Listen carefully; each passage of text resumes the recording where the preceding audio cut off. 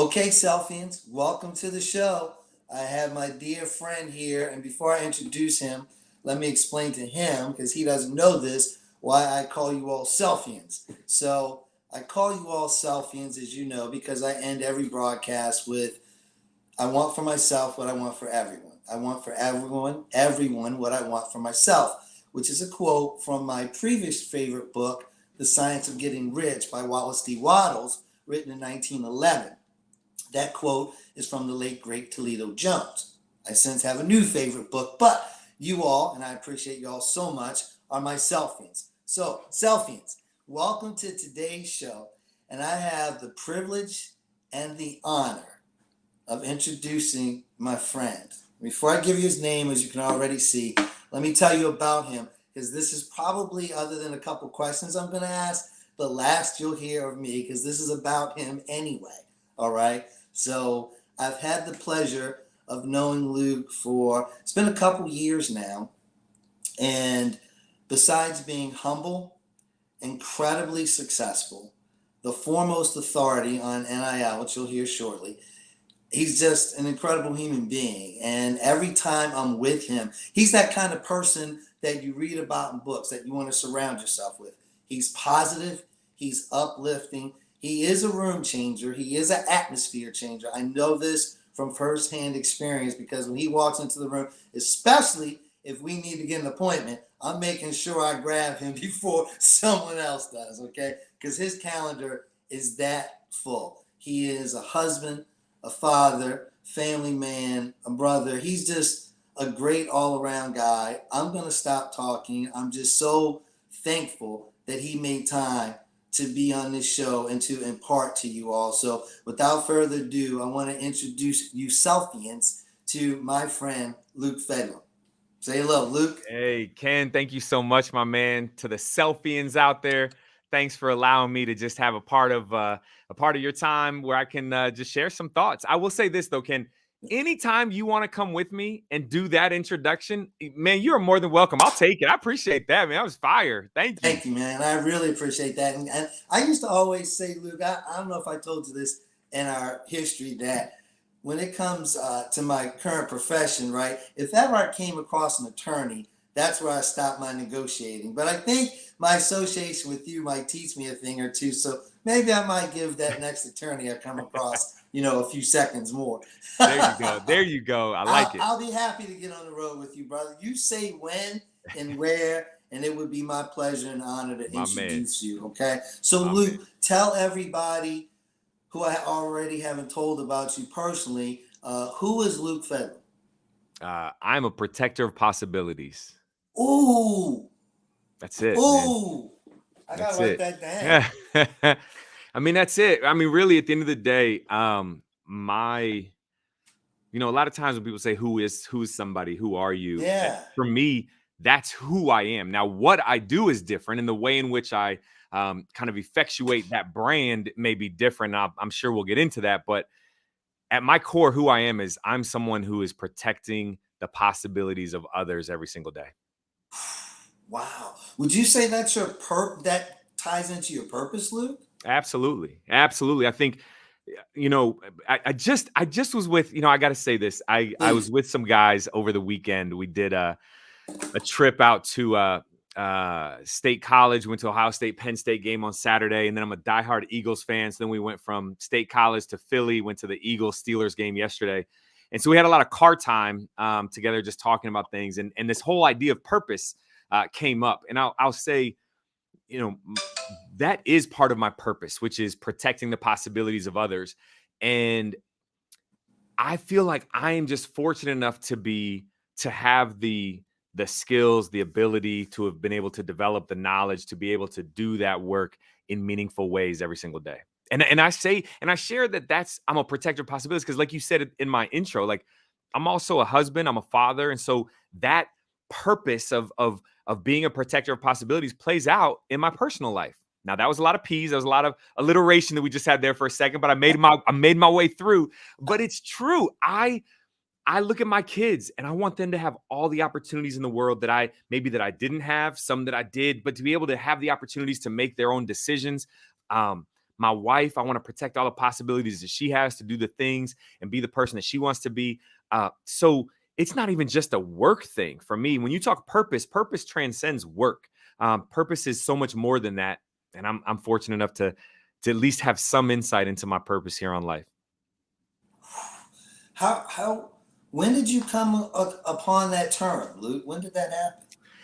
It was, let me think. It was probably 2015 or 16. And I'll tell you exactly what it was. Antonio Smith, former Ohio State football player. He's now a motivational speaker. He does a lot of different things. And he was making some remarks somewhere. And I happened to be in the audience, and, and I was really just there to support. Honestly, I was just there to support him. But I try, no matter what environment I'm in, to take something from it. What am I going to take from this? And so one of the things that he said was, he was just like, "Who are you?" And he asked random people in the audience, and they responded with, "Oh, I'm a teacher. I'm a this, I'm a that." And they talked about their function, their vocation, the work that they do every day. And it really made me think, like, I'm so much more than that. And he talked about that, right? He kind of, when he was like, if you were thinking about yourself, think more about kind of the impact you have and the who you are, not the what you do. And so I really started taking some time to think about who then am I? And so I went through this process. Now, this is, long after I left there, but I went through this process kind of thinking about, if I were to break down kind of the who I think I am, and the role I want to have and want to play, and the things that I'm doing now. And if I were to take the functionality of what I do every day, but to put that into a branding kind of perspective, I came up with Protector Possibilities, and it's stuck. I love it. I use it in my presentations when I'm talking to athletes, talking to clients, because I want them to see me more than just a lawyer, more than just an educator. Like, I'm here to do something different. So I want to protect you. That's what I want to do. So yeah, that's where it came from. Man, that's beautiful. I definitely see a book down the road with that. I can see that too. You know what I mean? I definitely see a book with that. So you mentioned athletes, clients. Let's jump into that water while it's warm. Sure. So my function, my work is I really wear two hats. I am a practicing lawyer, where I'm a non-agent sports lawyer. So my clients are all professional athletes or sports-related businesses, or maybe retired athletes. And my focus is on protecting them. So the protection aspect comes into play every day. So what does that mean? As a non-agent sports attorney, I'm working with athletes on all of their off the field, off the court, outside of their sport endeavors. And whether that's helping them through their agent negotiations and selection process, endorsement deal analysis and review, negotiating endorsement deals and marketing agreements, all the way to estate planning and tax and real estate and private equity deals, entrepreneurial deals and business creation and structure, litigation, labor and employment issues. Really, an athlete is a business, and I am a business lawyer for that athlete. So that's kind of the one hat that I wear. And then the second hat is as an educator. So if there are two words that I would use to describe the work I do every day, it's to protect and to educate. Sometimes those all come together. So I feel that you can protect people by just educating them, helping them understand. And when we think about athletes on the legal side, I've worked with athletes for a number of years, and oftentimes they just don't know what they don't know. Like any of us, right? That is not something that's just on athletes. None of us, we don't know.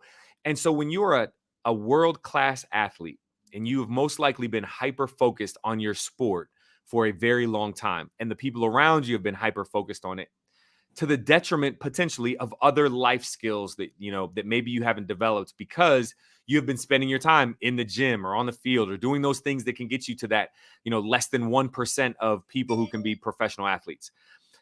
So for that, we then need to be able to deliver education. And I started a company about 6 years ago called Anomaly Sports Group, and we just focus on delivering education to groups of athletes. So taking that one-on-one legal side of things, translating that into workshops, presentations, conversations, and helping groups and teams of athletes to be able to navigate life as a CEO of their business. So we work with about half of the NFL, about 16 NFL teams, work with the NBA, work with probably about 30 to 40 colleges and universities all across the country. Now we're starting to work with high school athletic associations because of some of the changes coming to high school sports and the ability for student athletes to make money. So it really is for me about protecting and educating every single day. Wow. You packed that really nicely, but like, ooh, what's a week look like for you?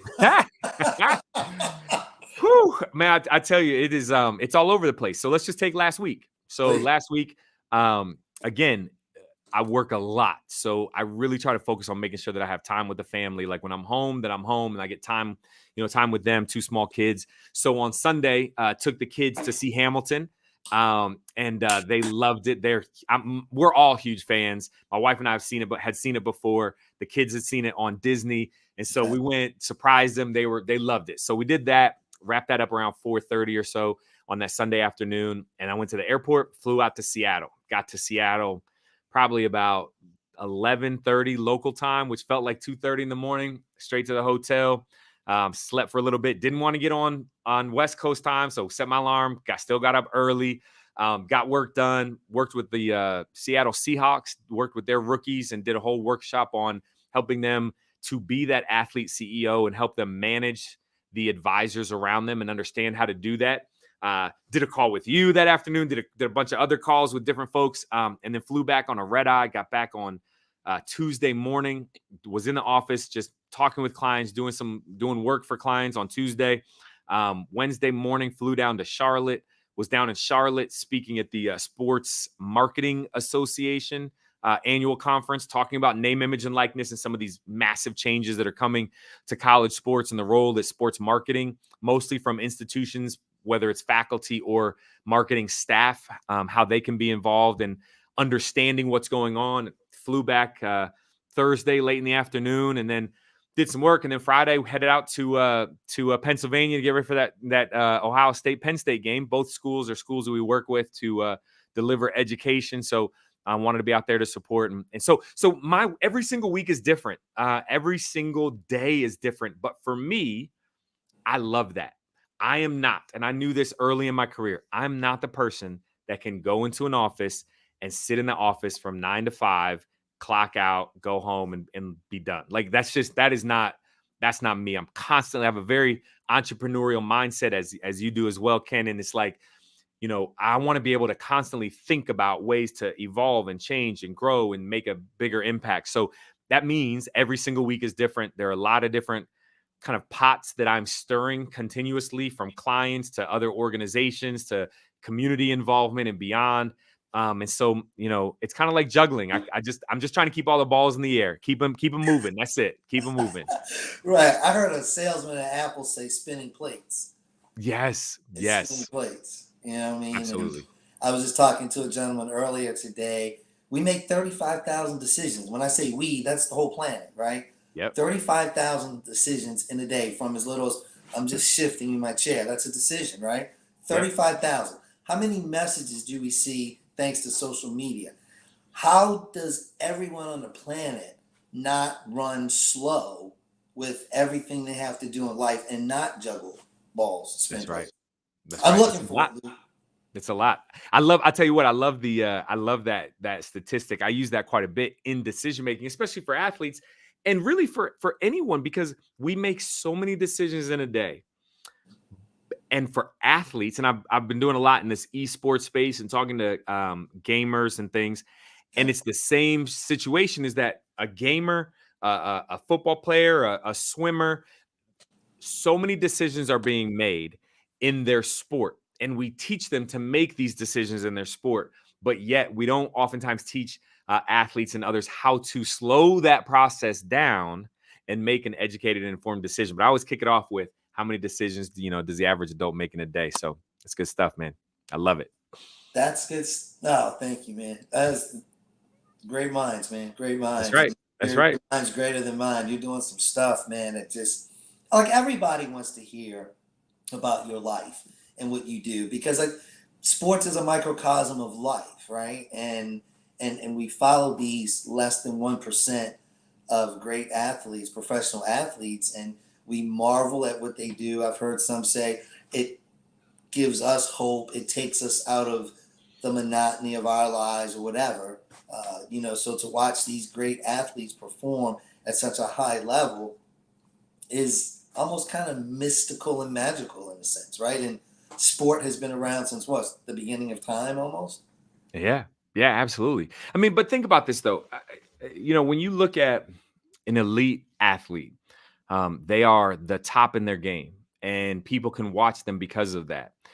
It is an escape. But at the same time, I look at things like there are some CEOs out there that are the top in their game that are doing the best things out there every day. It's just that they're not shooting a basketball, so it's not as fun to watch somebody maybe typing on their laptop or computer. But when you get the opportunity to see them perform and listen to them speak and hear them share nuggets, and you get to see how, I mean, that is the thing is this, and I think this goes back to just our own kind of innate desire to learn. And I think that's something that has been really big in me, which is I always want to learn, and I want to learn from other people, is recognizing that you can learn in every single environment.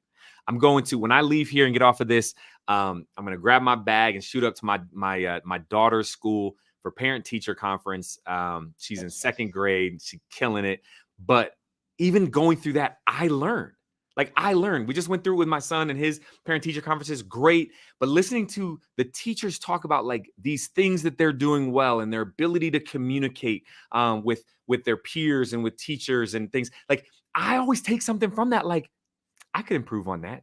I could do, but I need to take that. So, you're talking about hearing about your kid that's 12 or 8 or 10 or whatever it is. And now you're taking something from that. Like we all have opportunities to learn. Yes, we can learn by watching some of these elite athletes and see behind the curtain of all the amazing things that they're doing. But man, that's just in life. There's opportunities to learn in life every single day. That that stands out, and that's got to be a foundational core belief for you because I'm just thinking as I'm sitting here listening to you talk about that, and I'm thinking about some of my past interactions with attorneys and lawyers, and because you are such an amiable, affable, I'm trying to use all these big words, right? Because I'm talking to an attorney. I don't even know if those are words, but you're so genuine and you're so open, and that precedes you. That's like your persona is already out there like that. But I don't know if that's the stereotype for attorneys. Would you say that? And why is there a stereotype with attorneys? If I can even ask that. Sure. Is it I an would say attorney? that's that's probably not the norm. I think though that historically, I'll say, I, I think the legal profession is changing as it has to, as business continues to change. I think law firms, generally speaking, are slower to move. Lawyers, I think there's an arrogance that comes with the territory a lot of times. I think that there is an elitism that comes with it frequently, and those can be very off-putting to a lot of people. I grew up, my closest connection to the legal profession when I was a kid were two things. One, I shoveled snow for a law firm that was about 4 or 5 blocks down the street from my house. Never went inside, but I shoveled snow, and I know that they paid $5 every time you shoveled, and it wasn't that big of a space. So if we were in the middle of a snowstorm and we were off for school, and I grew up in upstate New York, so there was a lot of snow to be had. Man, I might hit their front steps, man, like 4 or 5 times in a day, come out with $20 in a day, feel like I hit the lottery. Um, I didn't know the legal profession. I mean, that was one exposure, and the other was this TV show called LA Law. And I was just sharing with some friends, you Great. know, Blair Underwood was this Yeah. black lawyer, and I'm like, wait, I could do that. I want to be a black lawyer. And I think part of it was like I saw he drove a nice car, and I'm like, I want to drive a nice car. But for me, I've never felt entitled to do the work that I get to do every single day. I feel honored and humbled by the work that I get to do every day. I feel like it is an opportunity, for me to make an impact, right? It's my service. It's my ability to give back to others by helping them navigate kind of these complex things. Listen, at the end of the day, I don't, I think about just even your comments around like the lawyers aren't necessarily they're not all like me, whatever it may be. My son says that he wants to be a lawyer. Excellent. And I tell people all the time, I I hope my kids are smart. You know, they're smart. They are. Like, I don't care if they're the smartest kid in the room or not. I don't care if they play sports. I'm big into sports. I don't care if they play sports or not. The one thing I care about, and I'm gonna censor myself, because I don't know, your platform here. I don't want to offend anybody. I just don't want them to be jerks. I don't want them to be buttholes. I want them to be good people who are gracious, who are kind, who are thoughtful. Everything else, they'll be fine if they just have those kind of core values. Those are the values that are important to me.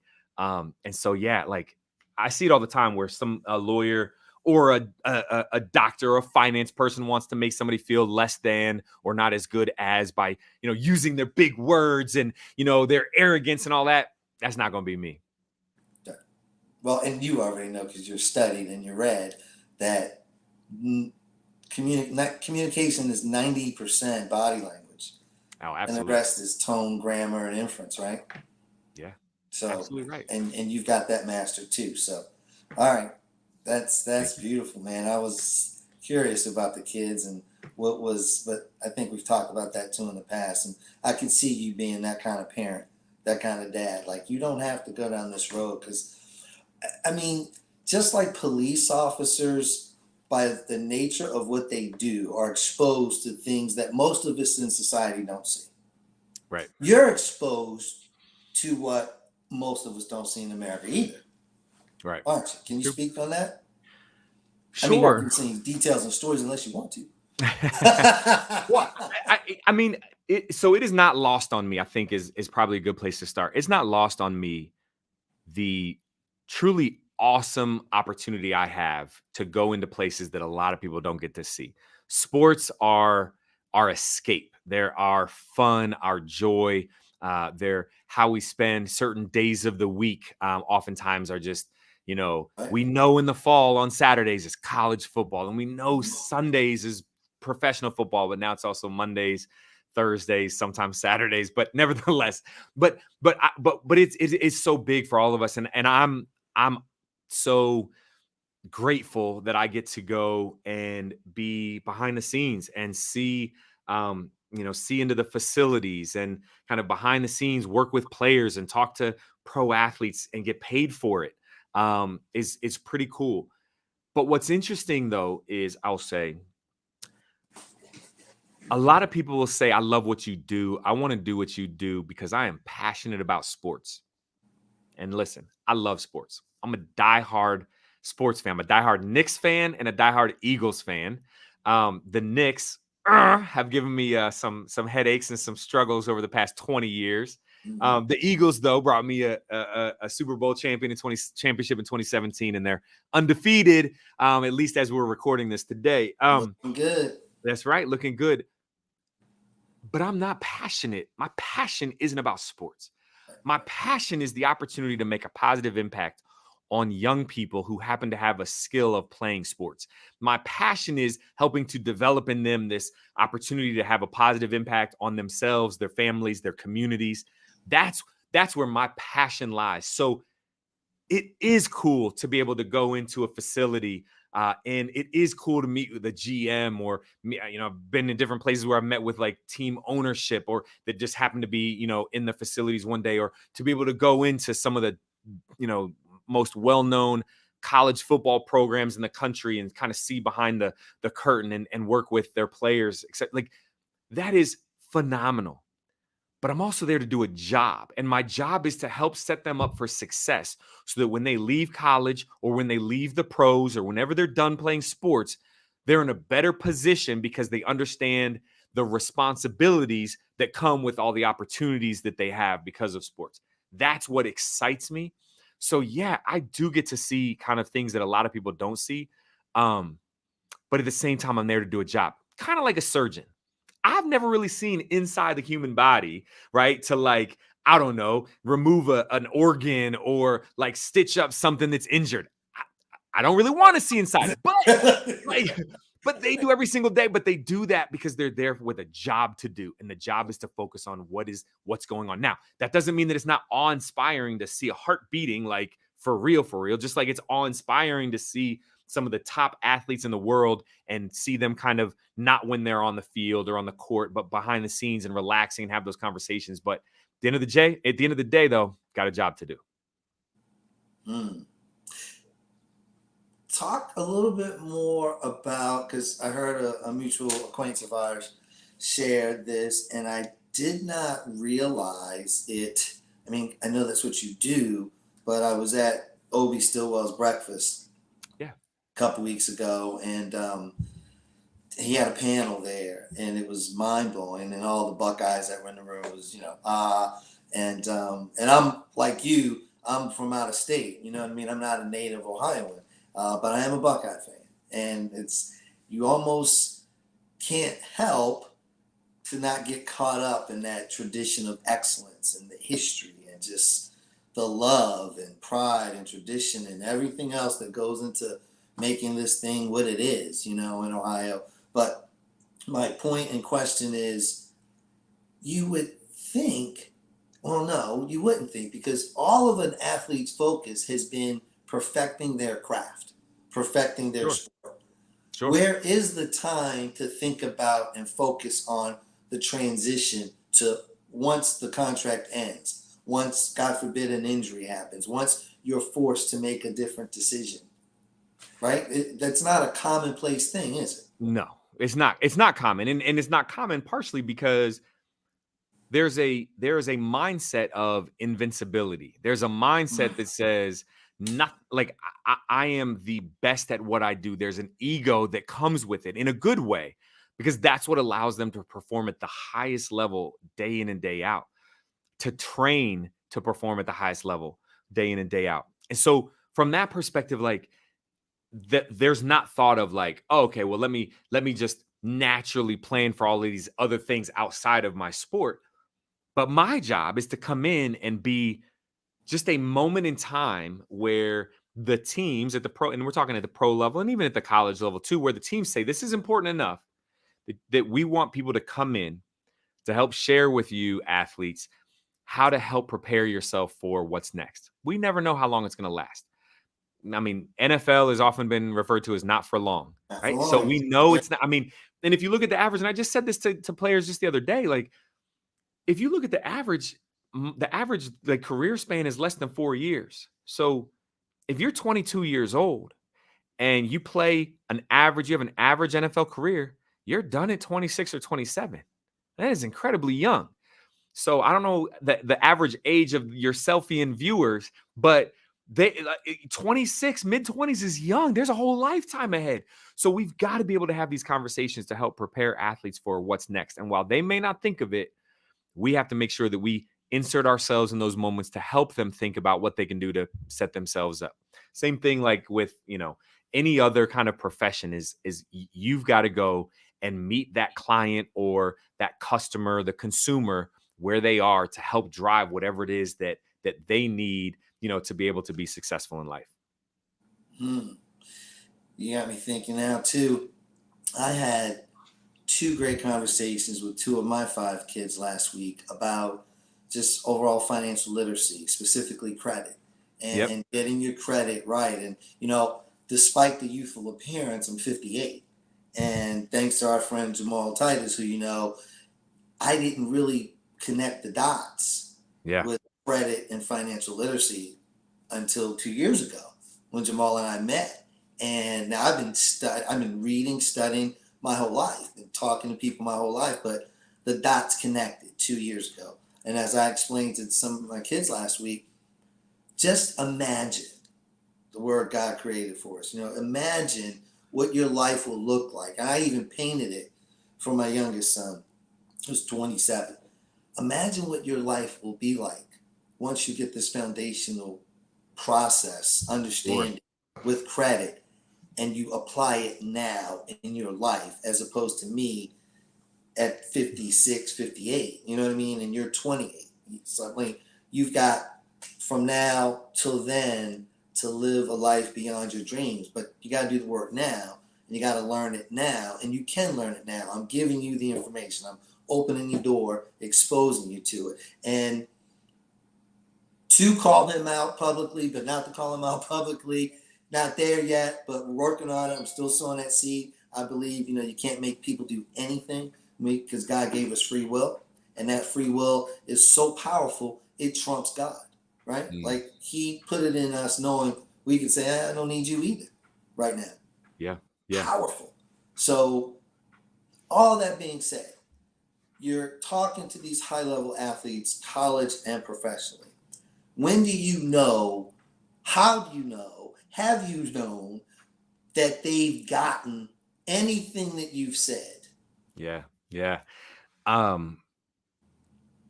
My confidence level would like to say I'm always imparting something. Reality says, I know that's not the case. Anytime you have a room of anybody, forget athletes for a second. If you take 100 of whatever, 100 salespeople, right? And you got a room full of salespeople, you got a room full of executives, whatever it may be, that there's going to be a portion that are all in, they're listening, engaging, and taking notes and ready to rock out and take everything you said and go change the world.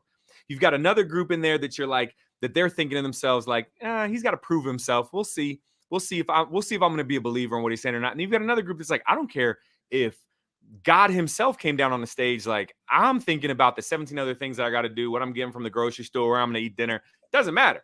And you have to understand that. And I do a lot of speaking kind of workshops and engagement stuff. So I accept that. What I'm very focused on though, is making sure that I am engaging and meeting the athletes where they are so that I can convert as many as possible to at least usually I'm speaking for anywhere from a 15-minute session to a 45 or an hour and a half minute session.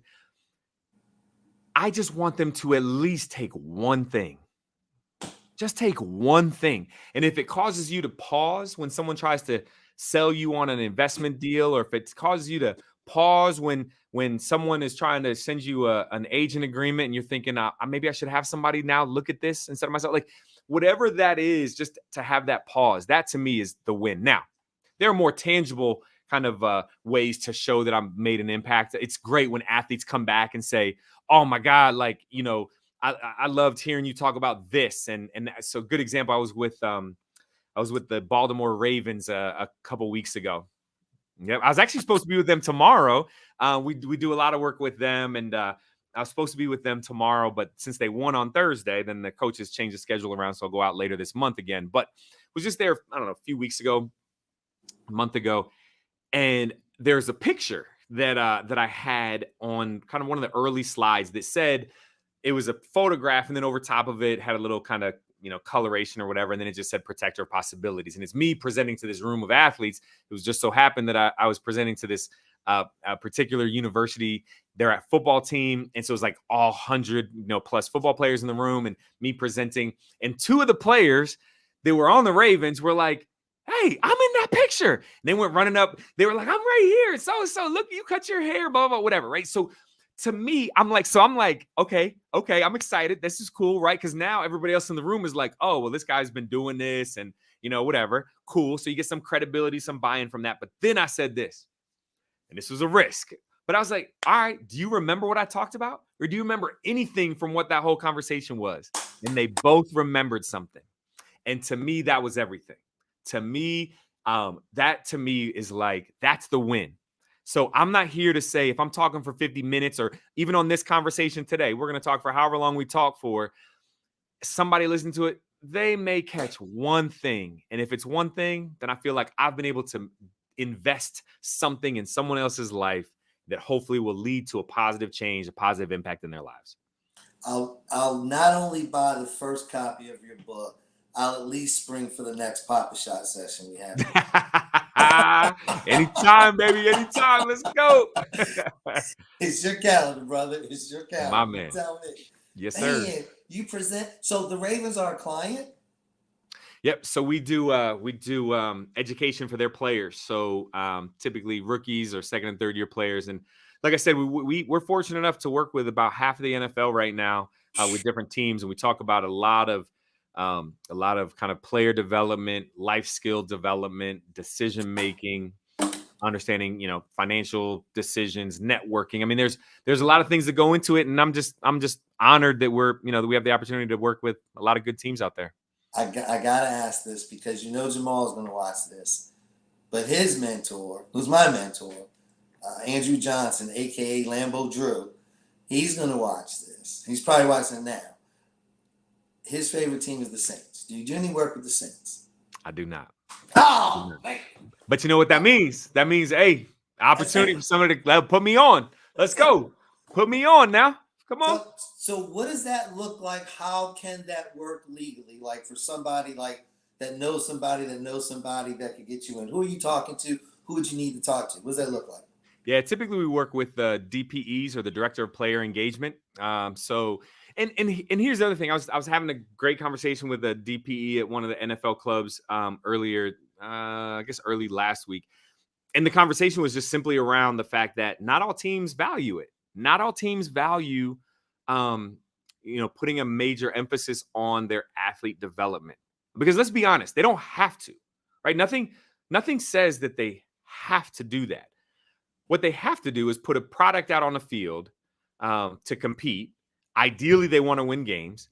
But there are owners out there who say, most certainly, we are a better club. We're a better franchise if our athletes are getting the development outside of their sport. They don't end up in headlines because they've been taken advantage of. They don't. They make smarter, wiser, more informed decisions as opposed to the gut reaction type of decisions that can be harmful to players and those around them. So to long-winded answer to your question, directors of player engagement, general managers sometimes, coaches sometimes, but ultimately it's the director of player engagement or the player development folks that make the decision on bringing us in. So go ahead and make that call. Well, I told you, right? Thanks. Shout out to our guy, Jamal Titus, who's watching live. He asked, do you do any work with the Steelers? So actually, we'll be working with them in the spring. Yep. So this offseason, so we've been talking with them. We're going to be doing work with their players and after the draft, shortly after the NFL draft, which is in April. And then they're going to get their rookies together and we'll be able to work with them. Congratulations. Well, our buddy Dan Williams is loving that. No, right. No doubt. I do got to say, since we're talking about the Steelers, I mean, I very rarely really bring out my my ties, but my squad, my team at the Philadelphia Eagles, got a chance to watch them live against the Steelers. Mm-hmm. For all the Steelers fans out there, it's a year. Got some development. Got some development. Tough. It's kind of a development year for you. But for all those Eagles fans out there, EAGLES, we've got an exciting team to watch this year. Yeah, you do. Continued success and congratulations to your Eagles in the city of brotherly love. And I'm a Ravens fan, so Kim and I support our hometown Ravens. So I kind of, thanks to, again, Jamal, Lambo, Drew, books I've read, and I took this, Jamal and I both took a challenge recently called the Make More Offers Challenge by Dr. Myron Golden, dynamic business consultant. I'll text you one of his YouTubes. He put so much content out there. It's mind-blowing. And I gave up TV with the exception of the Ravens and the Buckeyes. But considering I would always have Netflix on, TV always going on in the background, and now I do none of it. Jamal doesn't watch TV either, for that matter. It's pretty easy to do, but I do watch my Ravens and support my Buckeyes. Okay, so let's jump into, tell us about NIL. All right, so for the next 4 hours, version for dummies. Yeah, I was gonna say we could talk about this for the rest of the day. So we're gonna do a part 2. Yeah, right. Okay. All right. We'll tease it out then. I'll give you a quick kind of high level of what it is and where we're at. So name, image, and likeness is really the most significant change to college sports in the last 70 years.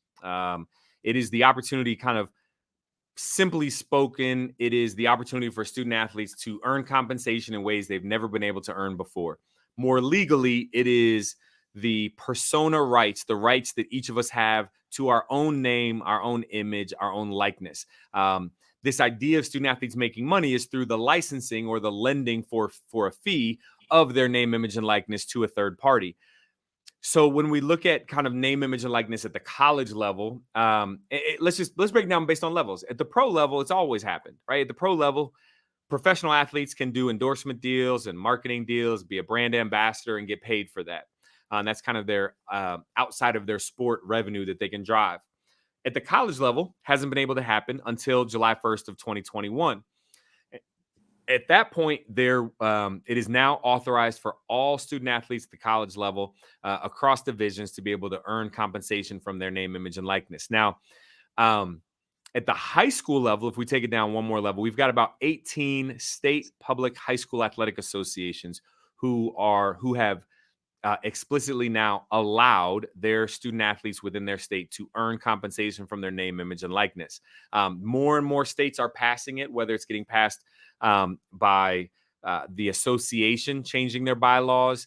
Some states it may end up changing either through lawsuit or through legislation. We'll see, but it's something that is evolving at the high school level as well. So, I mean, that's a high level. I can go down a million different paths with this, but that's really what name, image, and likeness is.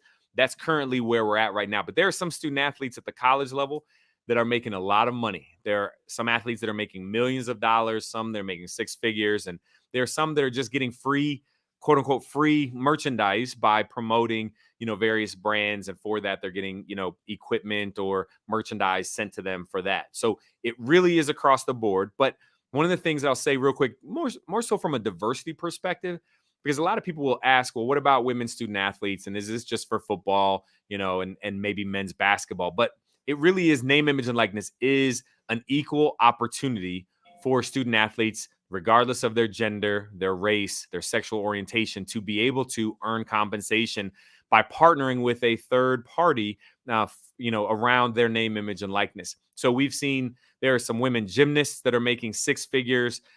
There are I met divers, women's basketball, gymnasts, across the board that are making significant dollars through name, image, and likeness, because it's not just about your athletic ability and are you an elite of the elite athletes, which is what would be the pro model for this, right? You're a pro athlete. You get to do a deal because you're such an elite athlete and people know who you are, name recognition, etc. There are, I've talked with a lacrosse player who's making six figures and doing very well for himself. And that's based on the fact that he built a social media following, started a YouTube page when he was in high school, got, so many followers he could start to do, or subscribers, he could start to do advertising and things along those lines. And he's able to do that now. So not all student athletes are making money because of their athletic ability, but because they were athletes prior to last year, they couldn't make money in any way. And there were some athletes who either gave up their sport or gave up maybe a business they started because of the rules that were set by the NCAA that were in place. Now, student athletes don't have to make that choice. So that's kind of high level. That's where we're at today. Wow. So that's a phenomenal opportunity for those that can take advantage of it and their families. Absolutely. Why not? Because it's hard. And even in college, at Division I schools, I mean, any of those sports, that's a full-time job. It really is. To practice and prepare. Two of my cousins played college level Division I women's lacrosse at Towson University in Baltimore. I mean, and it's all consuming. You know what I mean? And just thinking about my days in college football, I was so physically beat up and tired. It was a matter of will to want to go study. Yeah. Much less do anything else. So I think that's fantastic. Now, I don't know if you're familiar with a YouTube channel, two brothers, Earn Your Leisure. Lambo Drew knows them personally. They're huge on YouTube. They did an interview with Dion. And oh my gosh, this probably has 1 million views now. Man, congratulations to Dion and what he's doing, how he's changing, the whole thing at HBCUs. I mean, he's dominating that space, that atmosphere, and it's beautiful what he's doing for those young men. And he talks about, name, image, and likeness versus what is that when the alumni get together and a collective. Mm-hmm.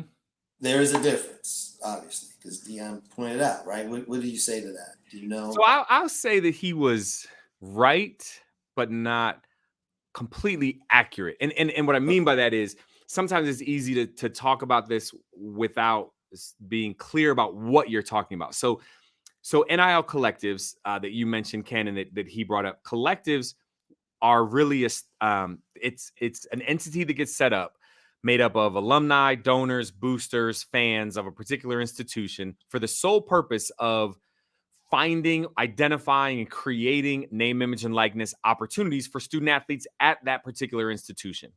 That's what they're set up for. They did not exist a year 14, 15 months ago, but with name, image, and likeness becoming allowable, they have exploded all across the country. Some schools have multiple collectives associated with them. Some maybe just have one, but most schools have something, or at least are in discussions for that. What he was talking about was that name, image, and likeness he's in favor of name, image, and likeness, and this idea that as a student athlete, I should be able to go and make money off of my name or off of my image or off of my own likeness, because it's an opportunity for me to be able to earn compensation because I may not go play at the next level. And it's fair, it's legitimate. A band student. So if you are in the band at Jackson State, let's say prior to 2001, and you were a really good saxophone player, right? You could still go out on the weekends and perform at a local establishment and make money off of that. But if you were a student athlete, you couldn't do that.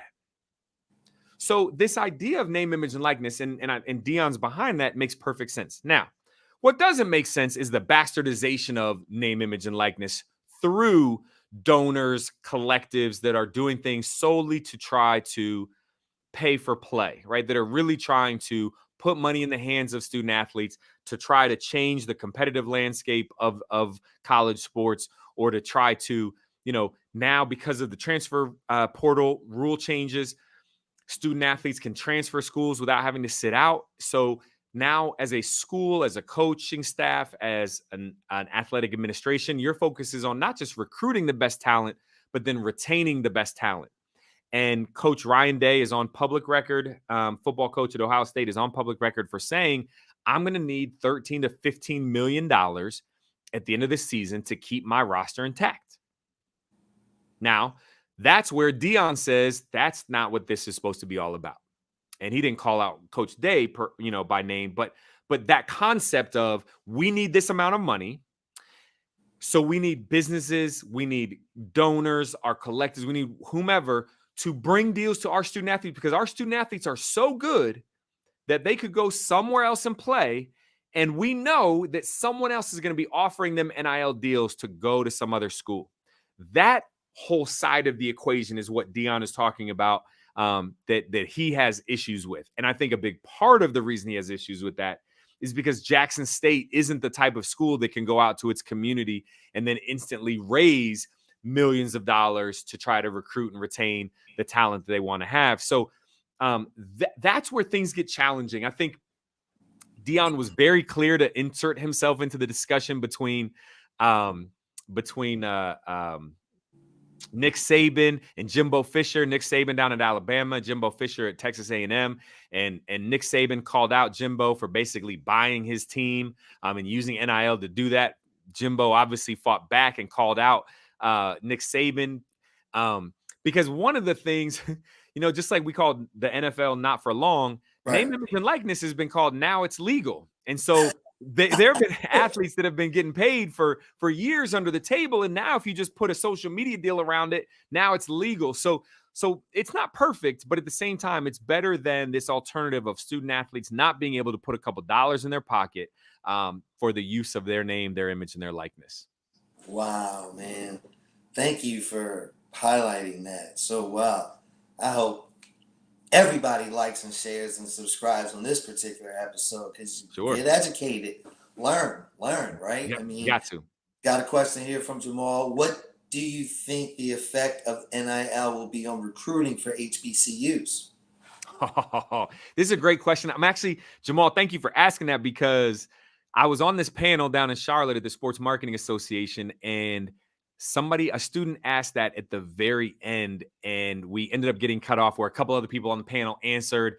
And so I didn't get a chance to kind of add in my 2 cents. So thank you for asking it to allow me to spend some time on that now. I think it's wildly different between football and basketball. For HBCUs, you could very easily, you could have one transcendent player on a basketball team that could change the whole dynamic. You could have that one player that then takes you into March Madness, Cinderella story, all the publicity and press that comes with that, because one player can change the game like that. In football, it is so incredibly hard to have one player change the game when you think about, everybody on offense, on defense, and all that has to come together to win a game. So yes, recruiting has already become part of the or name, image, and likeness has become part of the recruiting process already, mostly in basketball and football, but other sports as well. The student athletes at the high school level are interested in asking those questions. Parents are asking those questions when coaches are coming to recruit. So I think that what we're seeing a lot of schools kind of talk about through the recruiting is what their current student athletes are doing, highlighting some of these big deals, highlighting what there is to offer within that particular city, the relationship between the institution and the city. I was with an athletic director, deputy athletic director, just earlier mid last week. And one of the conversations that we had was specifically around how you leverage the local community to be involved and engaged, and how, from a basketball perspective, you get a few deals to a few guys, like that can be really impactful. In football, it's important, but I think what we're seeing is the recruiting space be a little bit different. There's got to be not just education for the student athlete, but also the parents to help them understand what all of this is about and what's happening. But really fascinating from an HBCU perspective. I promise you, I think we will get to the point where we see some players. I mean, think about a Bronny James. We know that LeBron's son is going to at some point play in the NBA. Whether he's going to be a one and done or not he's still yet to be seen, but he is elite. He could go to an HBCU. He's already got the following of people. People already know who he is. Media and marketing will follow him no matter where he goes. And in basketball, that is much more the case than in football. So I could see HBCUs, if you get some alumni together, you get some alumni business executives and business owners together and saying, hey, we're going to put something together special for our institution where we're going to be able to allow them, for student athletes who choose to come here, because we can't use NIL to recruit technically, then we're going to want to make sure that we have some deals in place so that once they come on campus, they're not going to want to leave. They're going to want to come here, and it's going to create some great opportunities for us to be successful. I think basketball is going to be the first place to see a significant change at the HBCU landscape. Now, Deion has done football, but Deion is Deion. Deion is a personality that brings attention because of his personality. NIL could change the landscape when it comes to HBCU basketball. Wow. Okay, so how does Deion get a hold of you when he wants you to come down and talk to Jackson State? Yeah, so Deion, here's my cell. No, really what it comes down to is people can find me on social media at Luke Fedlam. Pretty straightforward. So just my name as you see it on the screen. Just put it all together at Luke Fedlam for Instagram, for Twitter. You can also find me online, anomalysportsgroup.com. You could also look at advancenil.com. Advance is this joint venture that we entered into with a company out of Philadelphia, Team Ultimus, that we've been partnering with for name, image, and likeness education. So we just decided to come together under a single name just to make it easier for the marketplace. And then, this sounds so arrogant. And you just talked about how, like, my humility earlier, but I will say if you Google Luke Fedlam and NIL, you're going to find quite a bit of information. So it'll be pretty easy to get in touch with me. No, it's not arrogant. As fast as I can possibly say. So I was honored that my sister was honored to be on The View last Thursday for breast cancer survivors who give back. One of 3 guests nationwide. She was Googled. One of the producers of the show, who's a breast cancer survivor, Googled breast cancer survivors who give back. My sister came up. Boom. They reached out. It works. It's awesome. The world we live in, right? Yep. That's it. You got to be out there, I think. So what would the now Luke Fedlam say to the 21-year-old Luke Fedlam in 2 minutes? Yep. He would say, invest more. We didn't even get the crypto. Yeah, exactly. He would say invest more. But also, to be confident and keep going. I think that's probably a big part of it. I think I know, and I'm sure others may have experienced it. I know I've experienced imposter syndrome. I'm sitting in my office, 31 stories above Columbus, with the city behind me, in a corner office for whatever that's worth, other than great views. Like, keep going, right? Keep going. If you're starting something, if you believe in yourself, I've always bet on myself. I probably would just tell myself, keep doing that. If I could jump back in time, I would say, keep doing what you're doing, learn, build a network, continue to just evolve and expose yourself to different areas, be a constant learner, and you're going to be just fine. Wow. Will you come back and do a part 2? Of course. So We we got so talk much more about to talk crypto, about. metaverse. I would love to. I would love to. That'd be great. Because athletes, sports, NFTs, crypto is a big overlap. So yeah, I'd love to. Got to. And then the e-gaming thing, huge. All right. Well, Selfians, I want for myself what I want for everyone. I want for everyone what I want for myself, and as well as for my friend Luke. So continued success, my friend. Godspeed in your travels this week. We'll talk soon. Thank you. Thank you. Ken, thank you so much for having me. Look forward to doing it again soon. Oh, my pleasure, brother. My pleasure. Thank you.